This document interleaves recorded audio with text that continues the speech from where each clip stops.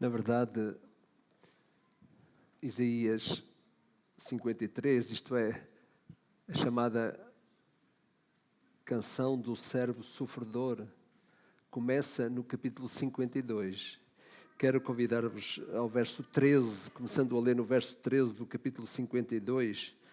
Aqui começa a chamada canção do servo sofredor. Isaías escreve-nos, o profeta Isaías escreve-nos este belo texto. Confesso-vos,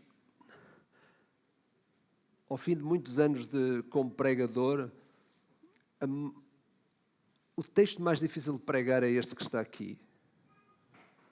Eu, na verdade, não vou pregar o texto, eu vou lê-lo convosco.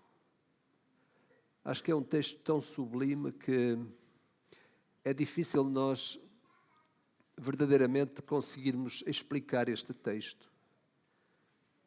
É um texto que só o próprio Jesus explica por ele mesmo. Vamos ler o verso 13 do capítulo 52. O Senhor Deus diz: tudo o que o meu servo fizer dará certo. Ele será louvado e receberá muitas homenagens. Muitos ficaram horrorizados quando o viram, pois ele estava tão desfigurado que nem parecia um ser humano. Mas agora muitos povos ficaram admirados quando o virem, e muitos reis não saberão o que dizer, pois verão coisas de que ninguém havia falado, entenderão aquilo que nunca tinham ouvido. O povo diz: quem poderia crer naquilo que acabamos de ouvir? Quem diria que o Senhor estava a agir? Pois o Senhor quis que o seu servo aparecesse como uma plantinha que brota e vai crescendo em terra seca. Ele não era bonito nem simpático, nem tinha nenhuma beleza que me chamasse a nossa atenção ou que nos agradasse. Ele foi rejeitado e desprezado por todos, ele suportou dores e sofrimentos sem fim. Era como alguém que não queremos ver. Nós mesmos olhávamos para ele e o desprezávamos. No entanto, era o nosso sofrimento que ele estava a carregar, era a nossa dor que ele estava a suportar, e nós pensávamos que era por causa das suas próprias faltas que Deus o estava a castigar, que Deus o estava a maltratar e a ferir. Porém, ele estava a sofrer por causa dos nossos pecados.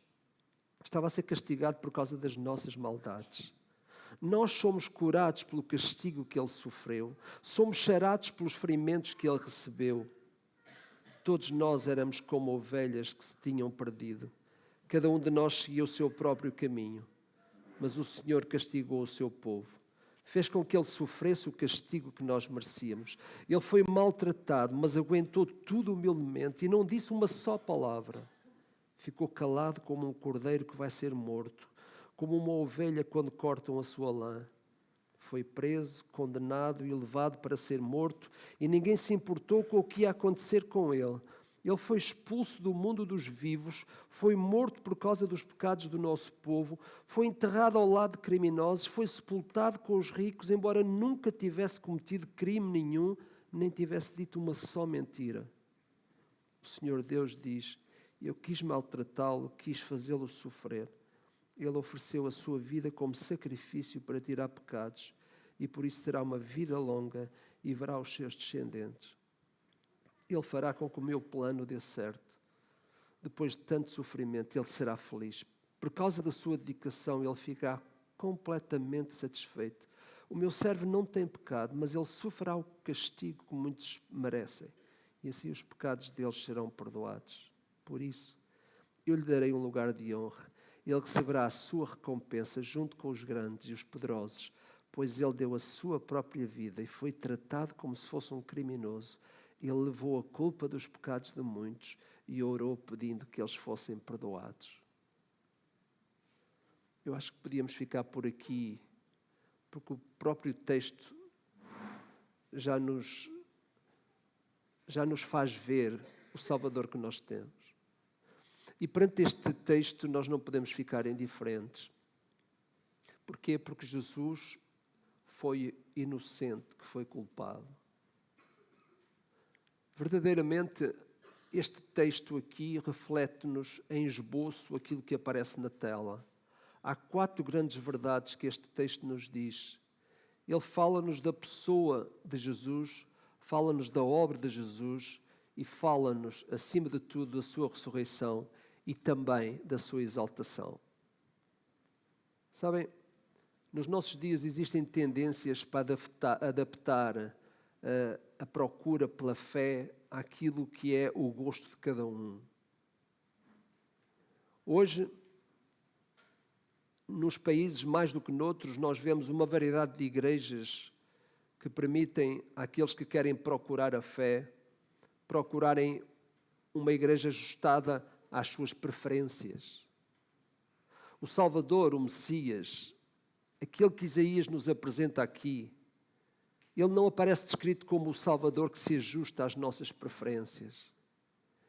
Ele, aliás, chega a dizer-nos: nenhuma beleza víamos nele. Ao ler mais este capítulo, por uma vez mais, e ao tentar pregar sobre ele, eu fico quase que vazio, não tenho o que dizer. Mas a pergunta que veio à minha mente é esta: Theo, o que é que te move, o que é que te cativa em Jesus, ao ponto de o seguires por mais de 50 anos? Esta é uma boa pergunta para todos nós esta manhã. O que é que nos cativa em Jesus para o seguirmos? O que é que nos move para caminhar com Cristo? De facto, se nós quiséssemos um Salvador heroico, nós não teríamos uma descrição como esta. Mas se nós quisermos um Salvador suficiente, então sim, nós olhamos para a descrição que Lucas faz e nós aceitamos este Jesus que está aqui. Este texto que Isaías escreve é de facto uma das peças proféticas mais sublimes que existem. Aliás, Isaías era de facto um profeta muito respeitado pelos judeus.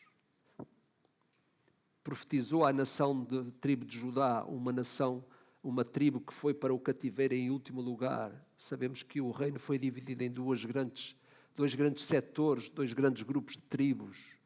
E de facto encontramos este tempo em que Isaías está a profetizar para uma nação, isto é, para um povo, que estava à espera de uma restauração da nação.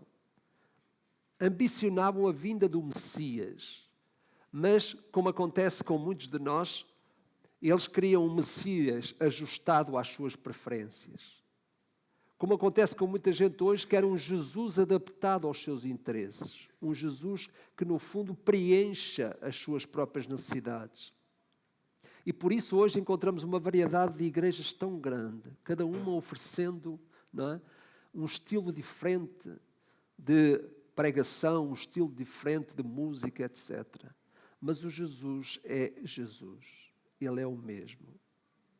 Porquê? Porque de uma forma efetiva nós percebemos que Isaías, quando escreve, 700 anos antes da vinda do Messias, no primeiro advento, ele escreve com a orientação daquele grande Deus que lhe está a passar a informação de quem era este Messias. Para que ninguém se sentisse defraudado. Para que o povo de Israel, naquela altura, não achasse que o Salvador que vinha iria tirá-los debaixo do jugo romano. Para que ninguém, de facto, se enganasse, a descrição que Isaías faz deste Salvador é um Salvador que nos parece mortiço. Um Salvador que não tem aspecto para que nós o busquemos. Um Salvador que aparece de uma forma em que não cativa ninguém. Porque, efetivamente, este é o Salvador que nos aparece nas Escrituras. É o Salvador que precisava de vir no seu primeiro advento para se tornar vitorioso e rei no segundo advento que virá. Nós não sabemos quando. De facto, este texto fala do servo sofredor. Nós precisamos de entender Isaías 53 para compreender tudo aquilo que é a obra salvadora do Messias. E aqui nós temos em esboço. Quando olhamos para os primeiros versos, e eu passo a ler, diz aqui que, de facto, Jesus, o servo, apareceu como uma espécie de uma planta que brota e que vai crescendo em terra seca. Não havia condições para Jesus, sendo Deus, viver numa terra estragada por cada um de nós. Não havia condições para Jesus estar no nosso meio. Não havia condições para o Deus Salvador sem pecado vir morar no meio de um povo pecador. Mas como diz o texto, uma plantinha que brota e que vai crescendo em terra seca. Nós humanos não preparamos o terreno para que Jesus viesse à terra. Nós nem sequer estávamos prontos para recebê-lo. E quando nós falo do ser humano naquela altura, foi preciso que uma estrela brilhasse para dizer àqueles que estudavam as estrelas que o Salvador tinha nascido a cerca de 1500 quilómetros de distância. Os anjos no céu anunciaram a vinda dele de uma forma muito tranquila àqueles que o esperavam lá nos campos de Judá. Sim, de facto, ele é o Salvador, que não tinha condições para o ser, nós não lhe criámos berço para isso, mas ele o foi. E ele o é, ainda hoje. Esta é a pessoa que nós temos. O seu aspecto era um aspecto rude. Diz o texto que ele não era bonito nem simpático. Não havia beleza nenhuma nele que nos chamasse a atenção. As pessoas que andaram com Jesus não foram cativadas por causa do aspecto físico dele. Hoje em dia, a indústria da cosmética e da beleza é aquela que mais produz. Uma das que mais produz. De facto, nos preocupamos hoje com o aspecto físico. O Salvador, não víamos nele nada que cativasse. Há uns anos atrás, um computador produziu uma figura, uma espécie de uma imagem do Senhor Jesus, colocando lá todos os dados relativamente àquilo que se sabe sobre Jesus. E, de facto, quando eu vi aquela primeira fotografia na minha mão, tirada na impressora, de facto, aquilo contrariava completamente a figura ocidental que nos passam desse Salvador. Olhos azuis e cabelo louro. Este não era o aspecto de Jesus, porque ele não veio para chamar ninguém a si por causa da sua beleza ou do seu aspecto. Provavelmente um aspecto rude na sua maneira de estar, mas dócil na sua maneira de ser. Este é o Jesus que Isaías nos apresenta. É o Jesus real. Diz o texto que a sua condição era péssima. Ele foi rejeitado e desprezado por todos. Ele suportou dores e sofrimentos sem fim. Era como alguém que nós não queremos ver. Nós mesmos não olhávamos para ele e o desprezávamos. Se tivéssemos visto Jesus, ele teria todas as condições para que nós nos afastássemos dele. Este era o aspecto do Salvador que acabou por dar a sua vida por nós. Mas vejam a sua obra. Vejam o que diz o capítulo 4, o versículo 4 ao verso 6. No entanto, era o nosso sofrimento que estava a ser carregado. Era a nossa dor que estava a ser suportada. E nós pensávamos que era por causa das suas próprias faltas, mas não. Era Deus que estava a ser castigado, o Deus que estava a ser maltratado e ferido. Porém, ele estava a sofrer por causa dos nossos pecados. Estava a ser castigado por causa das nossas maldades. Nós fomos curados pelo castigo que ele sofreu. Todos fomos sarados pelos ferimentos que ele recebeu. Todos nós estávamos perdidos como ovelhas. Cada um seguia o seu caminho, mas o Senhor castigou o seu servo e fez com que ele sofresse o castigo que nós merecíamos. Às vezes as pessoas podem não ser simpáticas, mas se elas tiverem uma boa atitude para connosco, nós achamos que elas são boas pessoas. Jesus não veio para nos chamar a si, para a sua própria beleza. Jesus veio para mostrar que o caminho que ele havia de percorrer era um caminho que o tornaria uma pessoa dura por causa do seu sofrimento. Uma pessoa que no seu aspecto físico iria carregar a dor sobre si mesmo. Uma pessoa que quando está na cruz admite que pela primeira vez ele é separado da comunhão do Pai. E às vezes nós achamos que aquele momento que Jesus passou na cruz, aliás, olhamos à nossa volta e vemos que realmente o ênfase deste momento é o sacrifício do Senhor Jesus Cristo. Quando, afinal de contas, o que mais custou a Jesus não foi suportar a dor da crucificação, foi suportar a dor da separação. Quando Jesus gritou, Deus meu, porque me desamparaste, ele não estava a falar obviamente, do sofrimento físico pelo qual ele estava a passar. Ele estava a falar daquilo que era a grande e profunda dor que ele sentia por ter ficado afastado do Pai por causa dos nossos pecados. Essa foi a verdadeira dor de Jesus. Reparem que, sendo ele Deus, nunca na história da eternidade ele se tinha ficado separado da comunhão com o Pai Celestial. Nunca. Foi essa dor que ele sofreu. A dor da separação da comunhão com o Pai que custou a Jesus. E essa dor foi por tua causa e por minha causa. Essa separação foi causada por nós, foi causada pelos nossos pecados, foi causada por aquilo que nós próprios ainda hoje somos e fazemos. Só um Salvador perfeito poderia estar disposto a sofrer nele próprio aquilo que é o nosso próprio pecado. Esse é o Jesus Salvador, que sofreu, foi julgado e por fim morreu. Diz o verso 8 ao verso 10 que ele foi preso, condenado e levado para ser morto e ninguém se importou com o que ia acontecer com ele.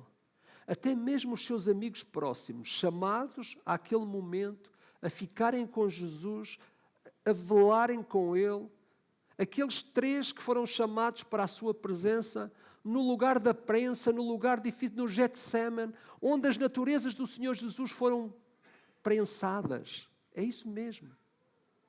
Getsemane significa o lugar da prensa. Foi onde as duas naturezas do Senhor Jesus foram prensadas uma contra a outra. Era de facto a realidade de um Deus que é homem e Deus ao mesmo tempo que estava a ser testado. Que dor imensa. Ele estava a prever aquilo que iria acontecer momentos depois. Quando pela primeira vez ele via o rosto do seu próprio pai afastar-se do rosto do seu próprio filho, virando-lhe o rosto. Pela primeira vez, Jesus sentiu-se desprezado enquanto foi homem. Ele sentiu o seu afastamento. E lá naquele lugar, ninguém se importou com a dor de Jesus, nem os seus próprios amigos. Por isso, olhar para este Jesus Salvador é olhar para aquele Deus que, na verdade, transformou a nossa história e transforma a história do ser humano. De todo aquele que, de uma forma efetiva, olha para Jesus e vê nele o Salvador completo, o Salvador perfeito. Ninguém tem alguma coisa boa que não procura. Ninguém tem alguma coisa boa que não procura. Se há um Salvador perfeito, não faz sentido que não o procuremos. Se há um Salvador para os pecados do mundo, não faz sentido que não o busquemos. Se este Salvador é o Salvador perfeito, faz sentido que o procuremos, que o acompanhemos, que o sigamos. Por isso ele disse que nós precisávamos ser seus discípulos, aqueles que o seguem, para encontrar nele toda a grandeza daquilo que está oculto nele e que não aparece. Jesus é esse ser, é essa pessoa que mostra mais o que não tem do que aquilo que ele tem. Apareceu diante de nós como alguém que não chamava a atenção para si. Porquê? Porque ele tinha muito mais para dar do que aquilo que parecia. E ainda hoje há muita gente que olha para a fé como se a fé fosse uma coisa que os homens determinam, quando afinal a fé está em Jesus. E é Ele que a alimenta. É Ele que tem para dar o que não parece. Hoje nós procuramos dar um aspecto da fé muito caracterizada por aquilo que nós gostamos. Mas quando encontramos e olhamos para o Salvador, nós percebíamos que olhando para Ele, nós nada víamos. Porquê? Porque era aquilo que estava oculto em Jesus que nos faz a diferença. É aquilo que eu busco sem ver. Também isso é depósito da fé. É por isso que o próprio Deus dizia: buscar-me-eis e me achareis, se me buscardes na profundeza dos vossos próprios corações. Este é o Deus que disse que nós devíamos ir a Ele pela fé. Ele estabeleceu esse padrão para que nós conseguíssemos conhecê-lo na profundidade. Por isso é que Jesus aparece desta maneira, não chamando a atenção para si, porque tinha muito dentro de si para dar a quem o buscasse. E ainda hoje é assim. É na intensidade da nossa procura que nós recebemos o que está oculto em Jesus. A sua obra está feita, mas o poder que Ele tem para dar ainda não foi explorado. Por isso cada um de nós é chamado a explorar o que há em Cristo, porque a obra está consumada. E esse é o Jesus que por fim morreu, mas é o Jesus que também ressuscitou. Depois de tanto sofrimento, Ele será feliz por causa da sua dedicação e Ele será completamente satisfeito. O meu servo não tem pecado, mas ele sofrerá o castigo que muitos merecem, e assim os pecados deles serão perdoados. Há luz. A luz brilhou no sepulcro. A pedra foi removida pelo poder de Deus. Cristo ressuscitou. E pensar que a salvação advém do nosso esforço não bate certo com a verdade da ressurreição. Toda a obra é resultado de um Deus poderoso. Toda a salvação resulta da obra de Cristo para o pecador.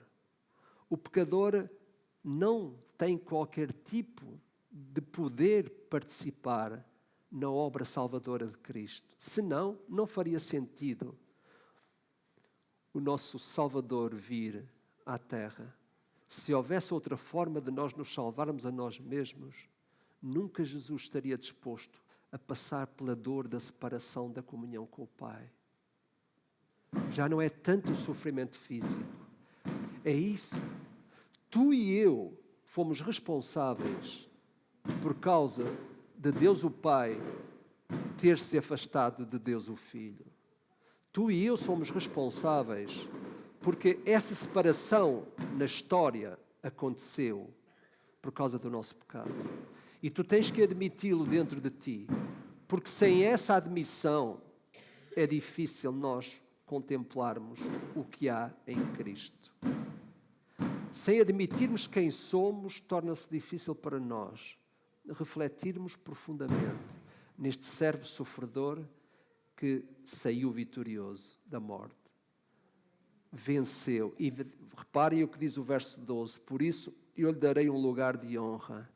Ele receberá a sua recompensa junto com os grandes e os poderosos, pois ele deu a sua própria vida. Foi tratado como se fosse um criminoso. Ele levou a culpa dos pecados de muitos e orou pedindo que fossem perdoados.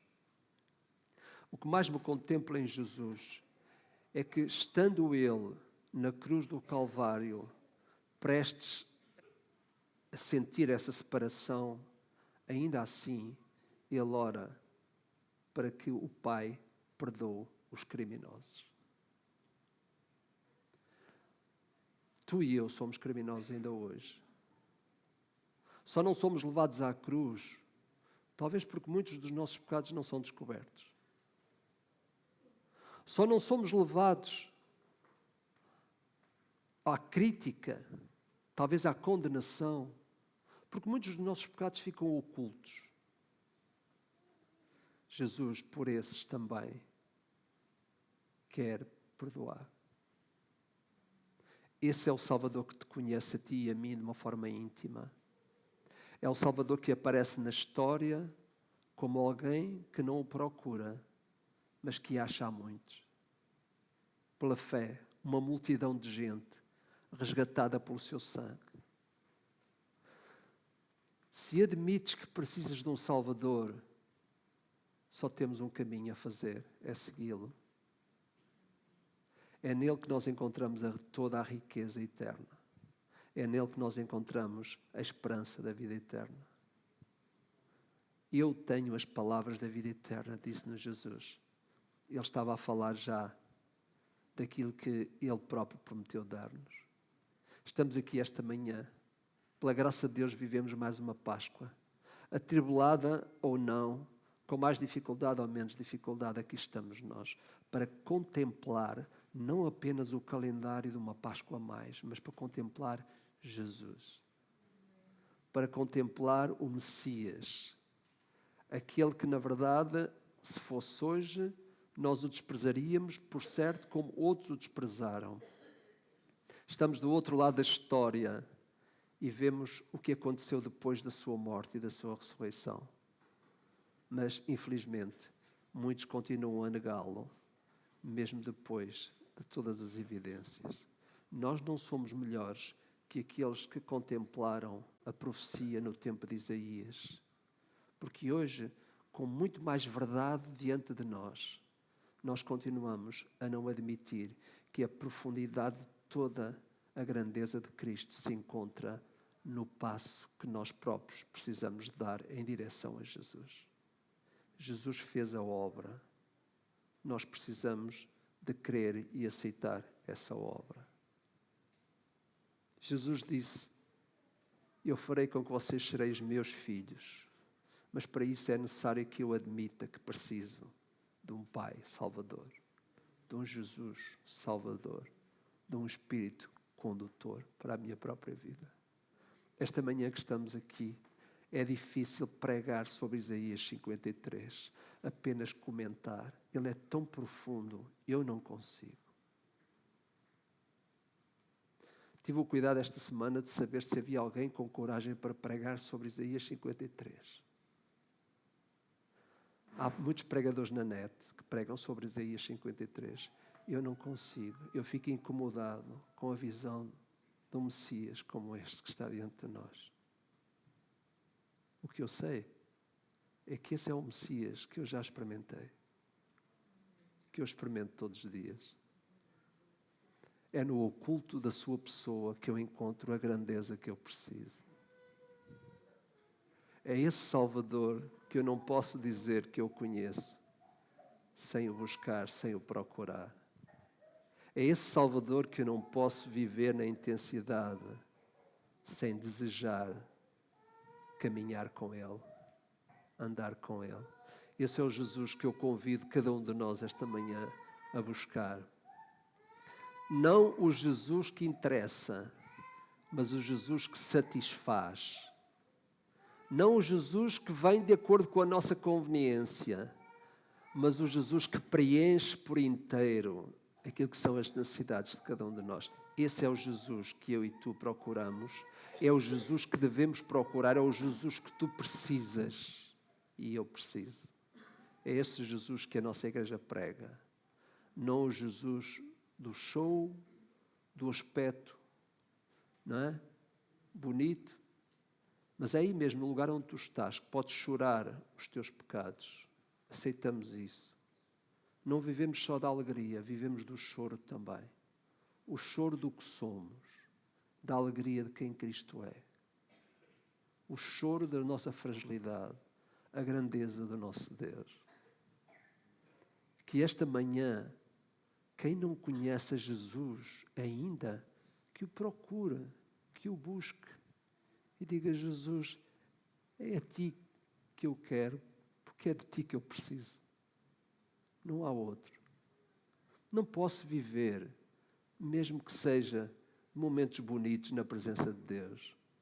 Não posso procurar uma igreja que me encha a alma sem que o próprio Jesus me abasteça a necessidade do meu próprio coração. Não posso. Eu preciso é de Jesus. Tu precisas de Jesus. Isaías dá-nos este pano de fundo acerca do Salvador muito tempo antes. É o Jesus que lhe é dado a conhecer, mas é esse Jesus que milhões de pessoas têm conhecido na história pela experiência de se chegar a Ele e reconhecer que é nele que nós encontramos a salvação. Se tu crês neste Jesus de verdade, então busca-o, caminha com Ele, vive cada dia com Ele. Se ainda não tiveste a experiência de convidar este Salvador para a tua vida, desafio-te a o fazeres hoje. Jesus, não há outro como tu. Tu és o Jesus que eu preciso para salvar a minha alma e para me fazer viver de uma forma coerente com os ensinos do Evangelho. Eu não posso dizer que sou cristão sem que tenha Cristo. O Cristo sofredor, mas que é vitorioso. Vamos orar. Pai nosso, obrigado, porque torna-se difícil para nós falar acerca de coisas tão profundas, Senhor. E este texto é um deles. A nossa oração, Senhor, é para que cada um de nós possa desfrutar do fruto da obra de Cristo. Que nós possamos buscar em intensidade Jesus Salvador, aquele que nos dá não só a presença sua enquanto estamos cá, mas aquele que nos dá também as palavras da vida eterna. Obrigado, Senhor, porque este é o Salvador que nós precisamos e por isso é o Salvador que nós buscamos. E que cada um de nós o faça com a ação do Teu Espírito, em nome de Jesus oramos. Amém. Amém.